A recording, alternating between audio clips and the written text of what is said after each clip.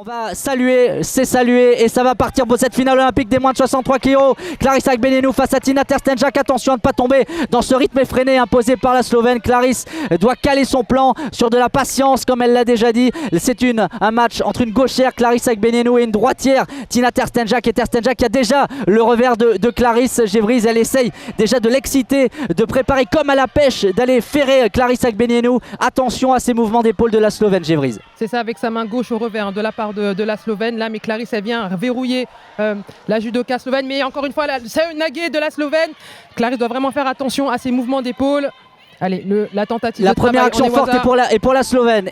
Et pour la Slovène, un Seoi Nage à gauche, un mouvement d'épaule à gauche. Clarisse est venue mettre ses jambes encrochées autour de la Slovène pour lui tomber dessus. Première alerte. Pas de valeur, il faut tomber sur le côté, il faut tomber sur le dos, sur les fesses pour qu'il y ait un avantage. Mais 0-0, Tina Terstenjak est dans sa finale. Clarisse Agbenienou doit déjà imposer son kumikata. On ne l'a pas encore vu imposer sa garde. Clarisse Agbenienou, ça y est, la main gauche est derrière, elle pèse, elle concasse. Mais c'est Tina Terstenjak encore une fois, Gévrise qui attaque la première avec ce mouvement d'épaule à gauche. Oui, tout à fait. Elle sait ce qu'elle a à faire aussi, la Slovène. Et là, Clarisse qui essaye d'enchaîner sur son retournement. Et bien annihilé par la Slovène. Et pourquoi pas aller tenter le Jigatame, maté de l'arbitre. On se relève, 3 minutes et 1 seconde encore à l'horloge dans cette finale olympique des moins de 63 kg. La revanche de Rio, Clarisse Agbenienou qui veut cet or olympique qui manque à son cou, à son placard, à son armoire à trophées. 2 minutes 57, c'est reparti dans le combat. Clarisse Agbenienou, ça y est, main gauche posée, main gauche à la ceinture. C'est fort, ça tire sur le revers et ça lance la première attaque à Hashiguruma de Clarisse Agbenienou. Terstenjak est au sol, elle est à 4 pattes. Clarisse Agbenienou qui lance son Hashijime. Pourquoi pas aller étrangler la Slovène, la battre là où elle avait perdu à Rio. Et non, la Slovène avec son coup de taureau qui arrive à se relever, c'est très bien. Ça y est, Gévrise, Clarisse est dans son match. Elle est bien dans son match cette fois-ci. C'était un très très bon enchaînement. Il y était, mais la Slovène a réussi à s'en sortir. C'était bien vu là de la part de Clarisse Agbenienou. 1 minute et 30 secondes de passer dans ce combat. C'est 4 minutes, un combat de judo 0-0 entre les deux jeunes femmes. Le titre est encore loin d'être décidé. Alors, cette fois, c'est Terstenjak qui arrive, la première à attaquer. Encore une fois, elle est plus active, très rapide à aller saisir le judo-gi de Clarisse Agbenienou. Et c'est la première à lancer. Alors, pas une attaque bien dangereuse. Un mouvement d'épaule qui se termine à genoux. Clarisse ne tombe pas sur le dos. Rien de marqué. Mais c'est le schéma de la Slovène dans lequel elle est à l'aise et qui perturbe Clarisse. Clarisse a besoin de temps, Gévrise. Elle a besoin de s'organiser avant de passer à l'assaut. Contrairement à la Slovène qui se jette tout de suite sur la Française. Effectivement, elle est dans son style, la Slovène, et Clarisse, elle a surtout besoin d'aller poser ses deux mains sur le judogi de son adversaire, justement pour annihiler tous les mouvements d'épaule de la Slovène. C'est ce qu'elle est en train de faire, la Clarisse. Nouveau mouvement la Slovène qui tente le mouvement d'épaule. Nouveau mouvement d'épaule de la Slovène, ce Ippon Seoi Nage à gauche. Vous venez caler votre bras droit sous l'aisselle gauche de votre adversaire et vous essayez de le faire passer par-dessus l'épaule. Clarisse qui est posée dans le tapis, elle ne roule pas, elle reste en contrôle, mais ça fait une action de plus dans la besace de la Slovène. Elle est capable d'attaquer. Pour l'instant, Clarisse Agbenienou a fait une très belle séquence. Il faut reproduire cette séquence. C'est la Slovène qui attaque le plus pour l'instant dans ce combat, dans cette finale des moins de 63 kg. Nouveau mouvement d'épaule à gauche de la Slovène contrôlé par Clarisse Agbenienou. Ça y est, là elle est placée, elle a mis la jambe sous la tête. Ah non, maté, on va se relever. Il y avait une bonne séquence qui pouvait s'engager au sol. Gévrise, c'est dommage, 1 minute et 42 secondes. Une pénalité contre Clarisse pour non-combativité. Attention. Oui, pour déficit d'attaque. C'est vrai que depuis le début, c'est la Slovène avec ses mouvements d'épaule qui attaque, mais c'est pas bien grave pour la Française. Elle va se ressaisir. La Slovène fait des fausses attaques. 1 minute et 30 secondes. Je suis désolé, la Slovène fait des fausses attaques. On est d'accord, David. Ouais. Elle pourrait être sanctionnée, la Slovène. Il faut avoir la veste.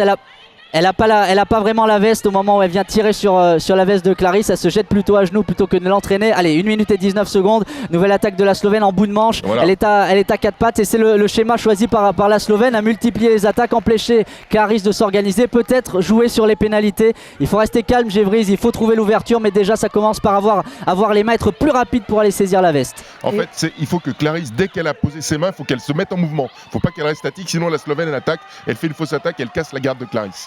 Et surtout faire avancer la Slovène. Et la Slovène, encore une fois qui est à l'attaque avec ce Ouchigari, même si elle se jette un peu trop vite plat ventre, mais ça fait de l'activité pour la Slovène.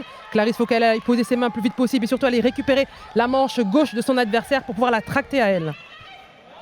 Et la Slovène qui se jette dans les jambes de Clarisse sans contrôle, c'est une fausse attaque de la Slovène. Et oui, ce sont les défauts voilà. De ce système de Tina Terstenjak. Quand vous ne contrôlez pas, à moins de réussir une attaque magnifique, et bien c'est le risque de la fausse attaque. Un carton jaune partout. Allez, 45 secondes, on est dans la dernière partie du temps réglementaire de cette finale. Et nouveau mouvement d'épaule à gauche sans contrôle de la Slovène. Clarisse qui reste stoïque. Deuxième pénalité contre la Slovène. À la troisième, ce sera la disqualification. La Slovène et qui tente le coup de l'attaque à tout le temps sans arrêt, mais pour l'instant ça ne marche pas. Les derniers instants de cette finale du temps réglementaire, rien n'est décidé, encore il n'y a pas de vainqueur malgré les 2 cartons jaunes contre la Slovène. On voudrait une marque entre Clarisse et la grande championne de Slovénie, la championne olympique. Clarisse, main droite, aller chercher le revers, se mettre en mouvement, ça y est, main gauche placée, elle l'enlève. Clarisse, ça y est, elle est placée cette fois-ci, main gauche, on est en bordure. Clarisse Agbenienou, elle fait réagir vers l'arrière, la Slovène qui tombe à plat ventre. Superbe action, le coach Igari de Clarisse Agbenienou, c'est la Clarisse qu'on aime, c'est la Clarisse dominante, Gévris, ça. C'était bien vu là, le coach Igari de la place de Clarisse Agbenienou. Il faudrait peut-être qu'elle aille récupérer encore une fois à la manche, mais c'était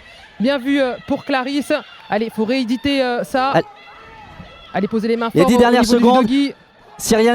Si rien n'est marqué, ça va placer en golden score. Et là, finale à la vie à la mort, celle qui marque gagnera cette rencontre. Nouveau mouvement d'épaule de la Slovène pour terminer. On resserre la ceinture. Jean-Christophe, c'est parti, golden score. La première qui marque l'emporte.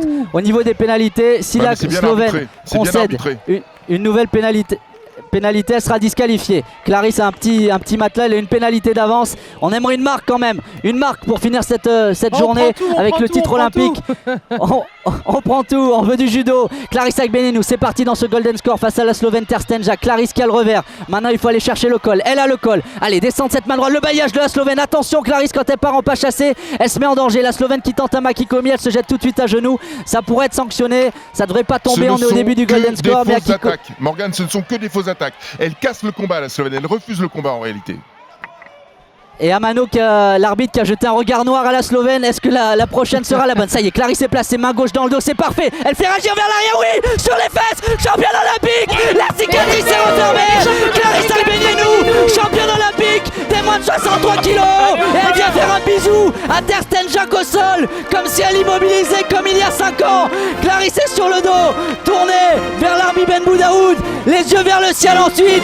Clarisse, le cœur avec les doigts, le paradis pour la moins de 63 kilos. Elle a dominé les 5 dernières années. Il y a une logique, la logique est respectée. Clarisse Agbenienou, championne olympique des moins de 63 kilos.